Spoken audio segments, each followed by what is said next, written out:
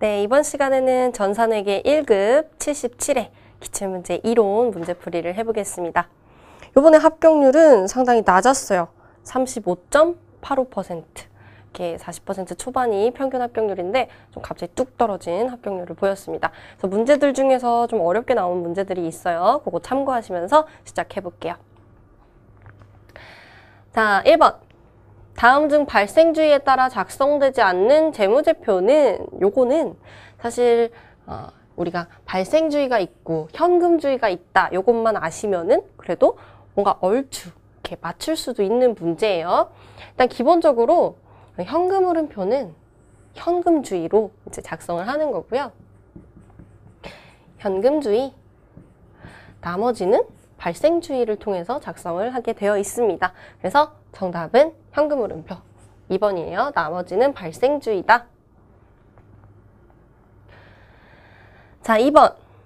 1기 회계년도 1월 1일에 내용연수 5년 잔존가치 0원인 기계를 850만 원에 매입을 했고요.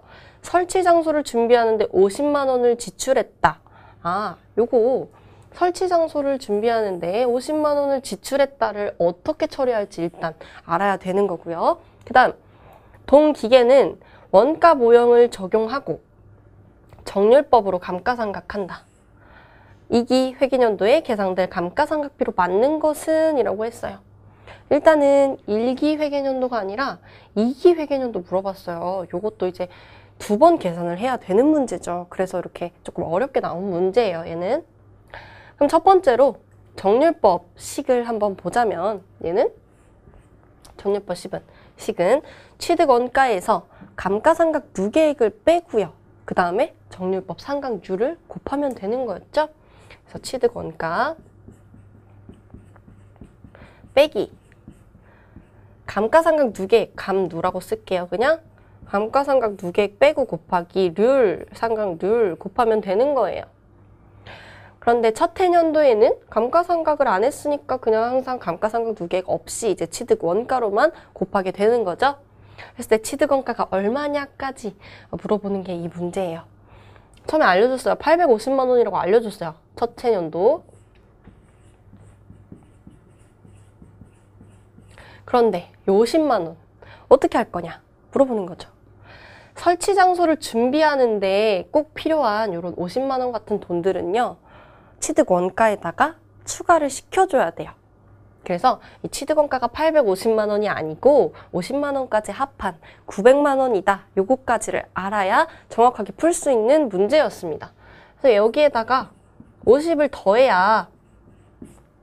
더해야지 취득 원가가 되는 거예요. 그리고 여기에다가 1차년도에는 류를 곱하죠. 0.45 곱하기 0.45 이렇게 곱하면 900 곱하기 0.45입니다.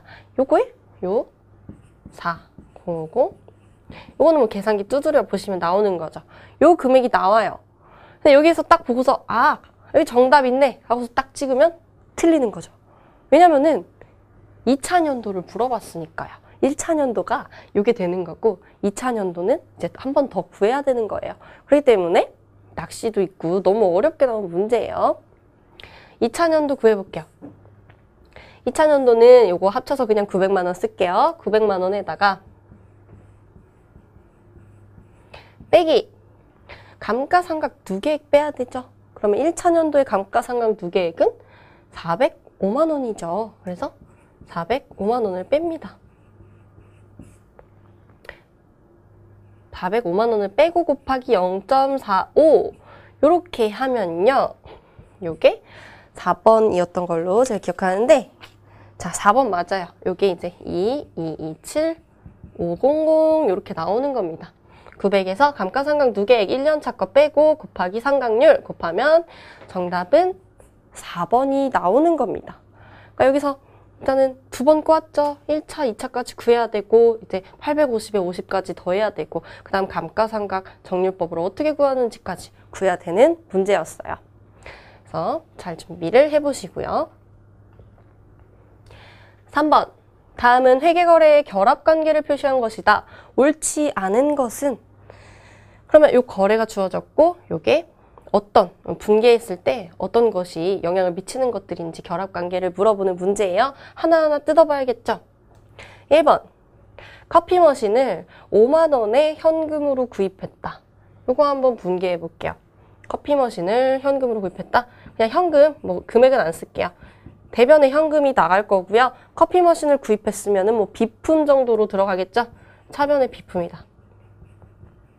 그러면 자산이 증가했고 자산이 감소한 거죠. 대변에 나갔으니까. 그래서 이거 맞아요. 그 다음에 2번 주식 발행으로 1억 원을 현금 조달했다. 그러면 우리 회사에 현금이 들어온 거죠. 1억이. 그랬을 때 이거 조금 앞에다 당겨 쓸게요. 현금이 들어왔고요. 차변. 그럼 대변에는 주식을 발행했을 때 자본금이 발생하는 겁니다. 자본금이 증가하는 거예요. 그래서 대변에 자본금 이렇게 발생할 겁니다. 그러면 요거 보면은 자산의 증가, 현금, 자산의 증가, 그 다음에 자본의 증가, 대변, 자본금 맞죠? 그래서 얘도 맞습니다. 그 다음에 3번 공장 청소비 10만 원을 현금으로 지급했다. 요 분개 한번 해보죠. 현금으로 지급했으니까 대변에 현금 나갔고요. 현금. 그 다음에 뭐 차변에 공장 청소비, 청소 용역비, 뭐 지급 수수료라고 할까요? 상관없죠. 어쨌든 비용, 무슨 비, 청소비, 뭐 지급 수수료 등등등 계정 과목 사용하시면 되겠고, 그러면 결합관계는 비용이 발생한 거 맞고요. 그 다음에 현금 나갔으니까 자산 감소한 거 맞죠. 그래서 3번까지도 맞습니다. 4번 요 밑에다 해볼게요. 상품을 20만 원에 현금으로 매출했다 라고 했을 때 이렇게 여기다 할게요. 매출했다라고 했을 때 현금으로 매출했으니까 우리 회사에 현금이 들어온 거잖아요. 그러니까 현금이 차변 자산의 증가. 그 다음에 상품을 매출했어요. 그러면 상품 매출이라는 계정감을 사용해서 수익의 발생 쪽에다 표시를 해주시면 되겠습니다. 상품 매출. 이렇게 되는 거죠. 상품 매출이다. 그러면 여기서 자, 현금이 들어왔으니까 자산의 증가는 맞는데 비용이 감소한 게 아니라 수익이 발생한 거죠. 그래서 얘는 요게 틀린 겁니다. 땡, 수익의 증가다. 뭐 수익의 발생이다. 이렇게 생각하시면 되겠죠. 그래서 정답은 4번이었어요. 4번. 자, 4번. 주무릉은 공장 신축을 위해서 다음과 같이 토지를 구입했다. 토지를 구입했을 때 토지 계정에 기록돼야 할 취득 원가는 얼마인가? 토지의 취득 원가는 얼마인가를 물어보는 문제예요. 그러면 첫 번째 점부터 보면 구입가액이 5천만 원이다. 요건 당연히 들어가겠죠. 취득 원가에 너무 쉽게 들어가는 거고요. 그럼 두 번째. 구입 관련해서 법률 자문 비용이 있었대요. 구입 관련해서 뭐 변호사나 법무사한테 이렇게 돈을 지급했겠죠. 이런 것들도 취득 원가에 넣어야 되냐 했을 때 구입 관련해서 들어간 것들 이렇게 필요해서 넣은 것들은 다 취득 원가에 넣도록 되어 있어요. 그래서 얘도 추가. 그 다음에 토지 위에 건물이 있었는데 얘를 바로 철거하고 이제 공장을 신축할 거래요. 그러면 여러분들 이렇게 토지가 있었고 건물이 있었는데요. 이걸 통째로 샀어요. 그때 이거 바로 철거해 버린다면 이 건물 때문에 산 게 아니고 명백히 토지를 사기 위해서 건물까지 어쩔 수 없이 산 거잖아요. 그렇기 때문에 이 건물의 요 철거한 비용도 다 토지를 위해서 산 거다. 토지를 위해서 쓴 돈이다. 라고 해서 철거 비용도 취득원가에 넣어줘야 합니다. 그래서 얘까지 넣어요. 근데 구건물을 철거했는데 여기서 뭐 철물 같은 것들 팔았더니 잡수익이 50만 원이 나왔대요. 요거는 이제 취득원가에서 빼주면 되겠습니다. 얘는 뺍니다. 이렇게 해서 계산했을 때 자, 5천만 원 플러스 300만 원 플러스 150 빼기 50 하면은 5,400이 정답이죠. 5,400만 원. 5,400만 원이 정답이 되겠습니다. 2번. 4번에 2번이죠. 네, 맞아요. 5번. 다음 중 결산 평가 시 시장 가격을 이용하지 않는 것은 시장 가격, 뭐 공정 가치 이런 것들이 되겠죠. 이 결산 평가할 때 이거 이용하지 않는 것은 무엇이냐라고 봤을 때 1번과 2번, 3번은요. 시장 가격을 이용을 해요. 결산 때 공정 가치를 통해서 평가를 합니다. 근데 4번은 만기 보유 증권은요. 공정 가치로 평가하는 것이 아니라 상각 후 원가로 평가를 합니다. 얘는 상각 후 원가다. 이제 회계 1급 정도에서는 상각 후 원가가 무엇인지 어떻게 계산하는지는 안 배웠을 거예요. 범위가 그렇다 보니까 상각 후 원가 어떻게 하는지 안 배우지만 어쨌든 유효 이자율법에 의해서 착착착착 계산하는 방법이 있어요. 그래서 얘는 계산 방법까지는 모르셔도 되고 상각 후 원가로 평가를 한다는 것 정도만 알아두시면 돼요. 상각 후 원가로 한다는 거는 객관식에서 이렇게 보기에 조금 나오기 때문에 알아두시면 좋겠습니다. 6번. 다음 자료를 이용하여 법인세 비용 차감 전 순이익을 계산하면 얼마인가? 이것도 굉장히 복잡하고 어려운 문제 나왔죠. 그래도 상당히 많이 나오는 문제니까 얘는 이제 유형을 좀 알아두셔야 돼요. 손익계산서 보는 방법을 지금 정도는 알아두셔야 돼요. 법인세 비용 차감 전 순이익이다. 요거 먼저 보고 가겠습니다. 요거는 좀. 자, 손익계산서에서 매출액 빼기 매출 원가 빼면 이제 매출 총이익이 나오죠. 그리고 판매 관리비까지 빼면 영업과 관련된 이익이다 해서 영업이익이 나옵니다. 자, 여기까지 영업활동 관련된 것들이었고요. 여기에서 영업의 수익을 더하고 영업의 비용을 빼면 법인세 차감 전 이익이 나와요. 지금 문제에서 요거 물어봤잖아요. 그러면은 위에 있는 모든 것들이 이 법인세 차감 전 이익과 관련이 되어 있는 것들이고요. 이제 법인세 비용은 상관이 없겠네요. 법인세 비용은 그 이후 당기순이익 구할 때 이게 필요한 거고 필요가 없다. 요 정도 기억하면서 다시 돌아가 볼게요. 법인세 차감 전 순이익을 계산을 해볼게요. 그러면 먼저 매출액에서 매출원가 뺐었죠. 위에서 요거 3억. 다음 매출원가 뺄게요. 2억 1천. 이렇게 하면 이제 9천만 원 나오죠. 9천만 원이 매출 총이익입니다. 그 다음에 빼는 게 판매 관리비예요. 요거 이제 했고, 요거 했고, 요거 했고. 자, 접대비, 광고비 뭐 이렇게 쭉 있죠. 그 다음에 한번 읽어볼까요? 접대비랑 광고비는 일단 기본적으로 판매 관리비예요. 판매 관리비. 기부금은 대표적인 영업 외 비용입니다. 영업 외 비용.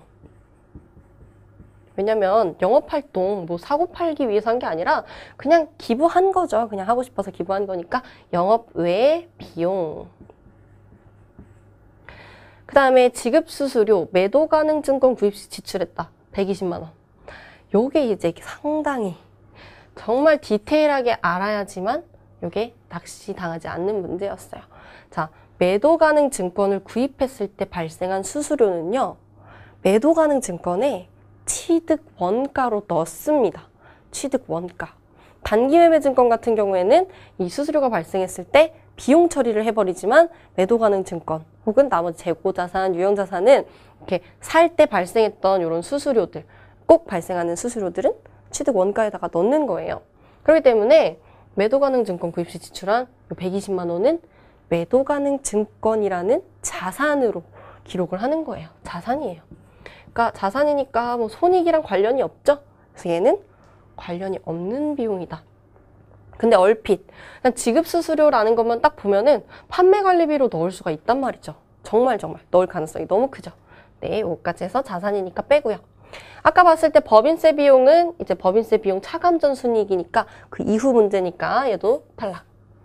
그 다음에 단기 매매증권 처분 이익이다. 요거는 영업 외 수익이에요. 영업 외 수익이다.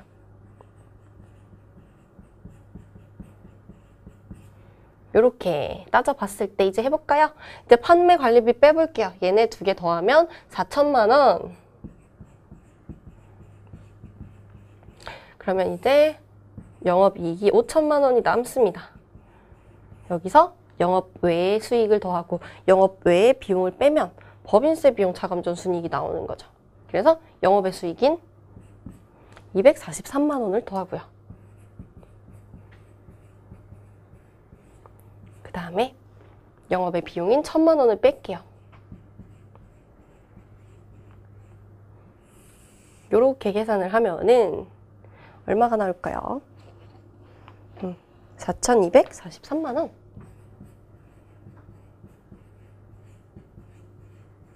그쵸. 4,200, 여기 5천만 원에서 1,000만 원 빼고 거기다 243만 원 더하면 4,243만 원 되겠네요.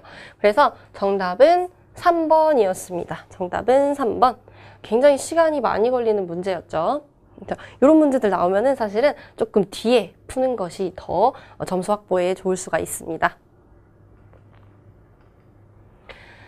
7번 회계 순환 과정의 결산 절차에 대한 설명 중 잘못된 것은 읽어볼게요. 1번부터 1번 결산 절차를 통해 마감된 장부를 기초로 재무제표가 작성된다. 자, 결산까지 끝내가지고 마감된 장부를 토대로 보고서인 재무제표를 작성하는 거죠. 그래서 맞습니다. 2번 일반적으로 결산 절차는 예비 절차와 본 절차로 구분할 수 있다. 요것도 맞아요. 요것도 맞아요. 만약에 근데 모르겠다, 이런 문장 처음 본다 하면은 일단은 다른 것부터 읽어보다가 확실히 틀린 게 있으면, 확실히 잘못된 것이 있으면 그거를 체크하는 방식으로 하셔야 돼요. 모든 문장을 다 알 수는 없으니까요. 그래서 요건 일단 맞습니다. 그 다음에 3번 수익 비용에 해당되는 계정의 기말 잔액은 다음 회계연도로 이월되지 않는다. 요것도 맞습니다. 이렇게 요거는 굉장히 중요한 문장인데요. 수익이나 비용은요, 만약 2018년도의 수익이다, 2019년도의 수익이다 이러면 그냥 2018년도의 수익 비용이고 2019년도의 수익 비용이지 그게 넘어가는 게 아니에요. 그래서 수익 비용은 넘어가지 않습니다. 수익 비용은 이월되지 않아요. 근데 뭐가 이월되느냐? 자산이나 부채나 자본은요, 자산, 건물로 생각해 볼게요. 우리 회사의 건물이 2018년 말에 있었어요.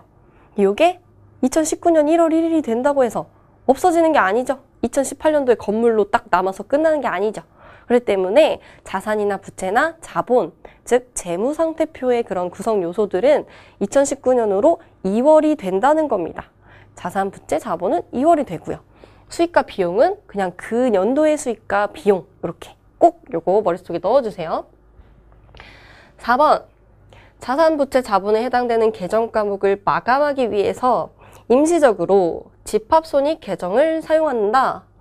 요거는요, 자산, 부채, 자본, 요 손익 좀 이상하지 않아요? 손익이라는 거는 수익과 비용, 손실과 이익 요건데 갑자기 자산, 부채, 자본, 집합손익을 사용한다 이렇게 나왔어요. 그래서 요거는 일단 틀린 문장이고요. 집합손익 계정을 사용하는 것은 이 손익계산서, 수익과 비용 항목입니다. 얘는 손익계산서 항목들, 수익과 비용 항목들이 이렇게 마감할 때 집합손익을 사용을 하는 겁니다. 그래서 답은 4번이 되겠습니다. 자, 문제 8번. 다음 중 일반 기업 회계 기준에서 자본조정으로 분류되는 계정 과목은? 자본조정. 일단 자본조정은 자본 거래 중에서 자본금과 자본잉여금이 아닌 모든 것을 다 자본조정에 넣는 거예요. 그래서 자본조정, 약간 느낌은 자본거래 중에 손실 보는 것과 조금 어디다가도 넣기 애매한 것들, 이런 것들이 자본조정이 되겠습니다. 그 중에 일단 보면 자기주식 처분 이익이고요. 그 다음에 감자 차익, 또 이익이죠. 그 다음에 주발초, 주식 발행 초과금, 요거는 이제 할증 발행을 했을 때 발생하는 잉여금이에요. 그래서 요 1번과 3번과 4번은 모두 자본 잉여금이 되는 거예요. 이득 느낌 잉여금이다. 그런데 이 자기 주식은 자본금도 아니고 이익도 아니고 그래서 자본 조정에 넣는 겁니다. 얘가 바로 자본 조정이고요. 얘는 정답이 2번인데요. 자본 조정, 자본 잉여금 요거 구분하는 문제들이 상당히 잘 나오기 때문에 정리를 같이 해볼게요.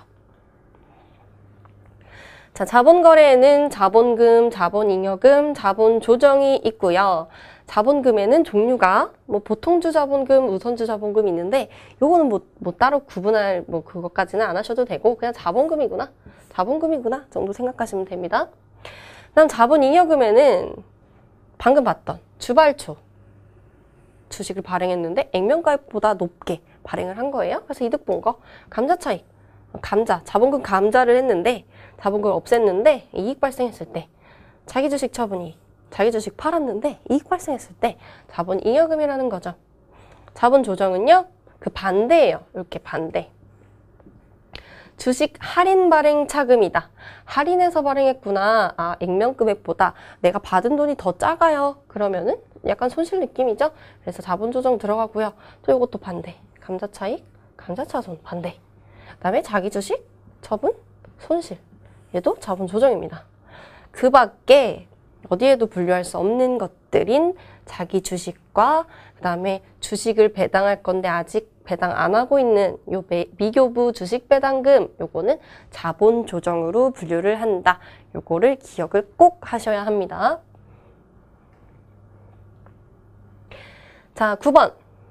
주한세는 제품 A의 공손품 10개를 보유하고 있다. 아, 공손품은 이미 정상적인 합격 제품에서 탈락한 거죠. 탈락한 공손품을 이미 보유를 하고 있대요. 10개를.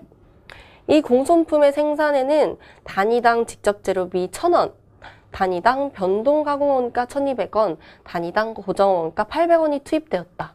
아, 이미 탈락된 제품인데 요만큼들이 투입이 된 거래요. 이미 투입이 된 거죠. 정상적인 제품 A의 판매 가격은 5,000원이다. 그런데 이 공손품은 외부의 단위당 3,500원으로 깎아서 판매를 할 수가 있고, 그렇게 한다면 단위당 운반비로 발생하는 게 300원이 발생을 한다고 한다. 다음 중 매몰 원가가 아닌 것은? 이라고 했어요. 결국에는 매몰 원가의 개념을 확실하게 알고 있는지 그걸 물어보는 문제예요. 매몰 원가는 이미 발생해서 의사결정에는 사용할 수 없는, 고려하면 안 되는 그런 원가들을 매몰 원가라고 하는 거죠. 여러분 여기서 봤을 때 이미 공손품에 투입된 원가들은요, 이미 발생해서 끝난 거예요. 자, 직접 재료비 1,000원, 변동 이거 1,200원, 800원은 이미 투입이 됐는데 이미 탈락한 공손품이 돼버린 거죠. 그러니까 더 이상 고려할 게 아니고요. 지금 고려할 거는 요거를 판매를 할 것이냐 말 것이냐예요. 아, 3,500원에 판매를 할 것이냐, 대신 300원씩 들어간대 라고 한다면 우리 회사 입장에서 3,500원에서 300원씩은 운반비로 빠지니까 결국에 하나에 3,200원씩 받고 팔 수가 있다는 건데, 요거를 팔 거냐 안 팔 거냐, 요게 이제 의사결정을 할 수 있는 그런 문제이지 나머지는 다 매몰 원가가 되는 거예요.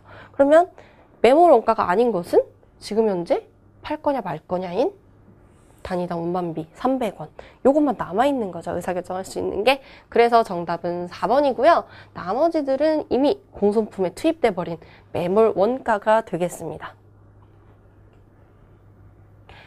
10번. 재료비는 공정 초기에 모두 발생되고 가공비는 공정이 진행함에 따라 균등하게 발생할 경우. 이거 항상 나오는 패턴이죠. 재료비는 처음에 모두 투입했고 가공비는 이제 균등하게 발생한다. 다음 자료에 의해서 재료비의 완성품 환산량을 구하면 얼마인가? 요거는 그래도 조금 쉽게 나왔어요. 재료비만 구하면 된대요. 재료비, 가공비는 안 구해도 되고. 그 다음, 회사는 평균법을 적용해서 평가한다. 했을 때 완성품 환산량 구해볼게요. 얘는 이렇게 제공품을 적고요. 기초 제공품 1,000개. 근데 평균법이니까 뭐 기초 제공품의 완성도 완전 무시하죠. 전부 다 단기에 착수된 걸로 보니까요. 그 다음에 단기 착수량은 일단 안 나와 있어요. 완성품이 3,000개래요. 완성 3,000개. 그리고 기말 제공품이 1,200개래요.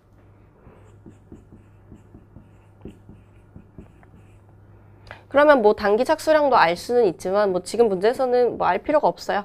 요거는 3,200개가 되겠네요. 둘이 같아야 되니까. 이렇게 했을 때 이제 완성도를 계산을 해보죠. 일단 재료비. 문제에서는 재료비만 구하면 된다고 했지만 한번 뭐 가공비까지도 완성품 요 완성도를 따져 볼게요. 가공비. 자, 제공품, 완성품은요. 이번 연도에 투입돼서 완성된 걸로 보기 때문에 이번 연도에 재료비 100% 투입됐어요. 1. 이번 연도에 가공비 100% 완성됐어요. 100%니까 1로 쓰고요. 그 다음에 기말 제공품은 1200개 남아있는데 재료비가 이번 연도에 투입돼서 남은 거니까 100% 투입됐겠죠? 그래서 1. 그 다음에 기말 제공품 완성도는 50%니까 0.5 이렇게 하면 되겠습니다. 그래서 재료비만 구하라 그랬으니까 재료비만 해본다면 3000 곱하기 1 해서 3000, 1200 곱하기 1 해서 1200 하면 재료비의 완성품 환산량이 4200이 되겠습니다. 그래서 정답이 4200이 되는 거죠. 만약에 여기서 뭐 가공비까지 한번 물어본다 하면은 또 쉬워요. 여기 3000 곱하기 1이고요. 3000 곱하기 1, 1200 곱하기 0.5 하니까 얘는 600이 되겠죠. 그래서 가공비도 만약 물어봤다면 정답은 3600이 되는 겁니다. 지금 재료비만 물어봤으니까 문제 푸실 때는 이렇게 빠르게 재료비만 구하고 넘어가시면 되겠어요. 자, 11번. 다음 중 제조원가 명세서에 포함되지 않는 것은? 이라고 했습니다. 제조원가 명세서. 요거는 진짜 알고만 있으면 너무너무 쉬운 문제인데 상당히 잘 나와요. 그러니까 요번 기회에 확실하게 알아두세요. 일단 제조원가 명세서라는 것은 이렇게 생각하시면 쉽습니다. 제공품, 우리 T 계정에 어떤 것들이 들어가는지를 기억하시면 쉬워요. 제공품에는 일단은 기초 제공품이 나오죠. 기초 제공품. 그 다음에 여기 뭐 들어가요? 두 번째. 단기총 제조원가 들어가죠. 단기총 제조원가. 단기총 제조원가. 근데 이 단기총 제조원가에는 구성 요소가 3가지가 있죠. 직접 재료비, 직접 노무비, 제조간접비 이렇게 있죠. 예시 간단하게 직접 노무비, 그다음에 제조간접비 이렇게 쓸게요.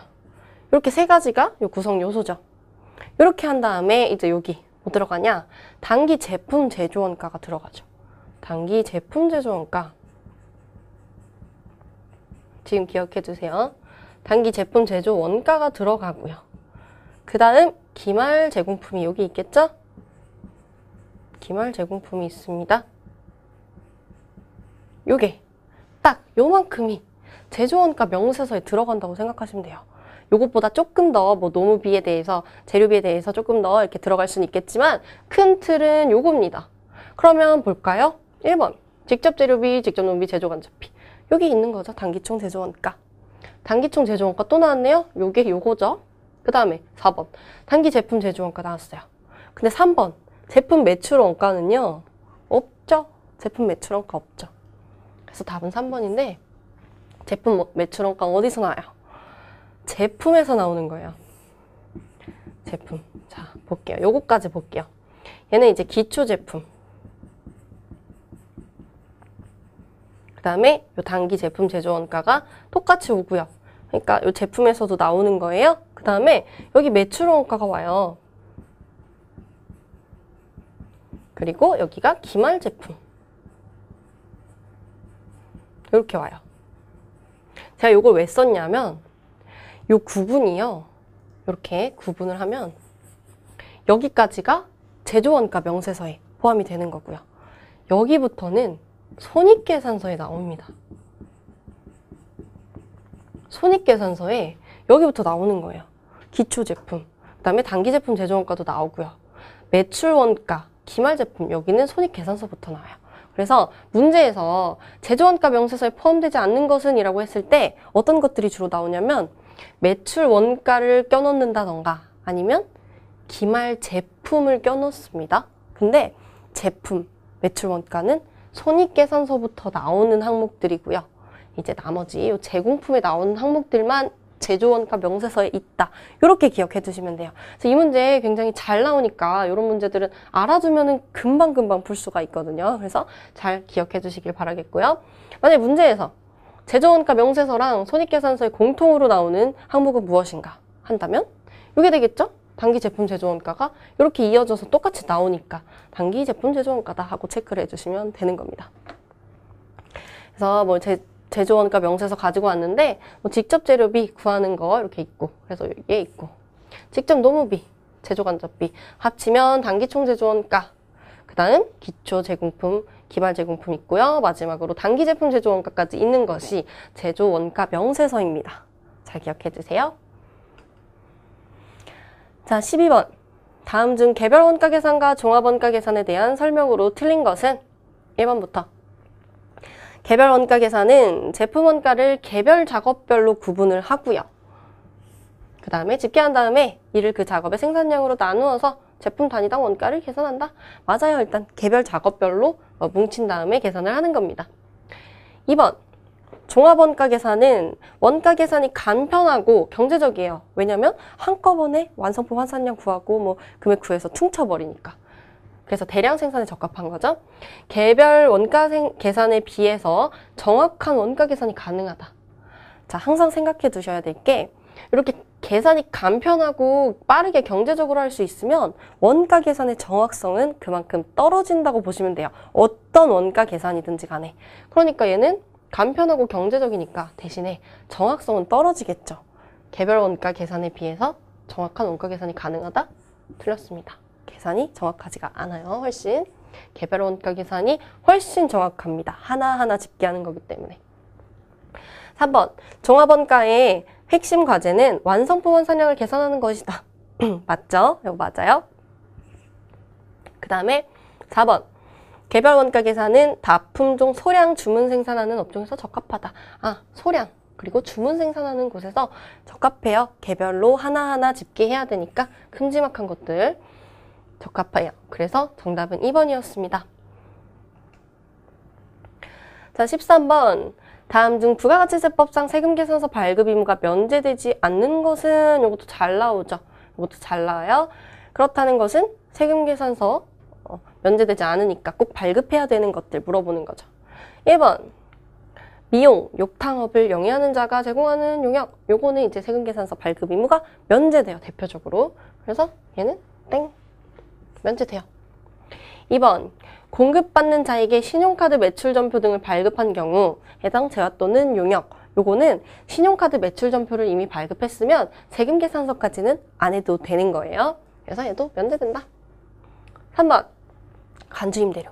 면제돼요. 정리해 볼 거예요. 그 다음에 내국신용장 구매확인서에 의해서 공급하는 재화다. 요거는 대표적으로 이제 수출하는 재화, 용역 공급 중에서 세금계산서 발급 의무가 있는 것들입니다. 세금계산서 발급 의무가 있어요. 그래서 영세율 세금계산서 발급해야 돼요. 그래서 정답은 4번이었습니다.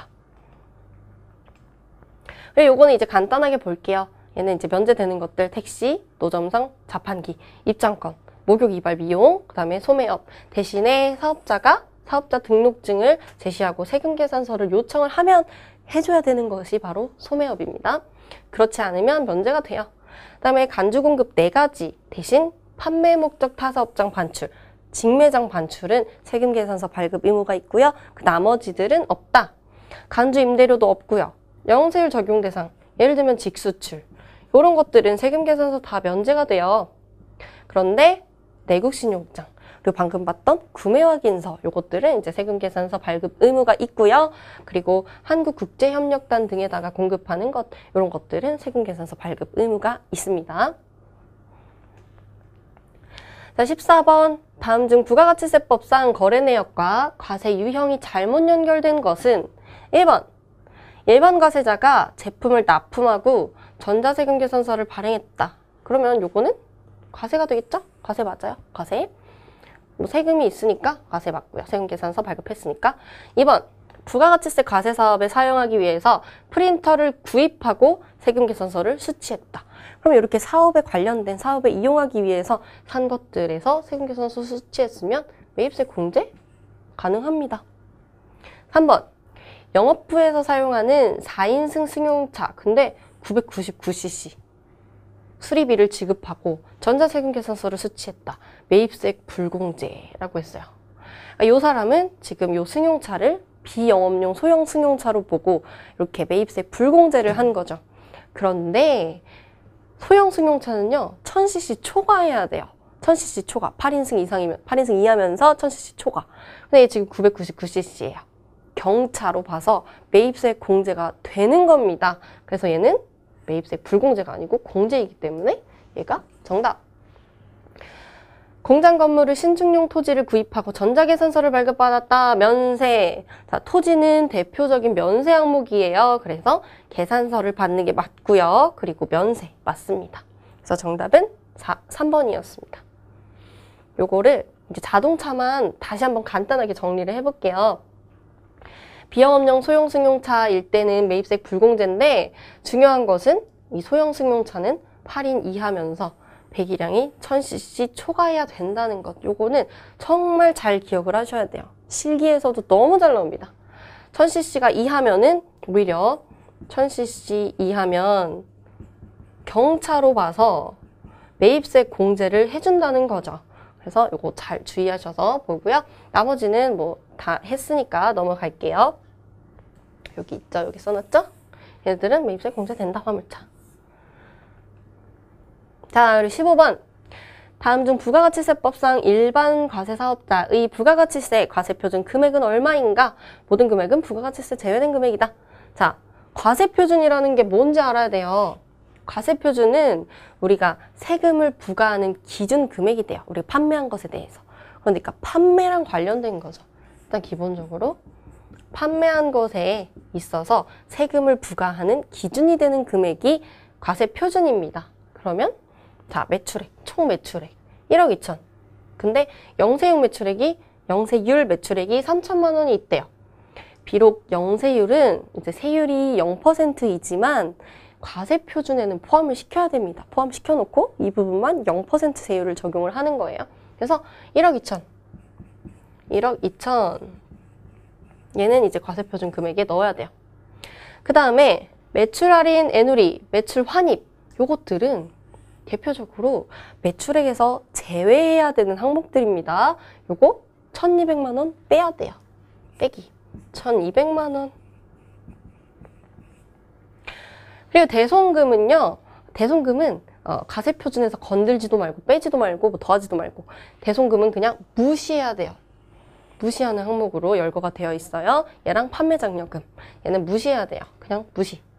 그 다음에 총 매입액. 요거 때문에 이제 많이들 헷갈리셨을 거예요. 여기다가 왠지 빼야 될 것 같죠? 매입한 거 빼야 될 것 같죠? 그런데 과세표준은 판매한 것에 대한 관련된 거기 때문에 매입액은 고려하면 안 됩니다. 얘는 이제 매입세액에서 계산을 하는 거고 과세표준이랑은 관련이 없어요. 그래서 요렇게만 관련이 있기 때문에 얘는 1억 800. 그래서 정답은 1번이었습니다. 그래서 여기까지 해서 77회 전산회계 1급 풀이를 마칠게요. 수고하셨습니다.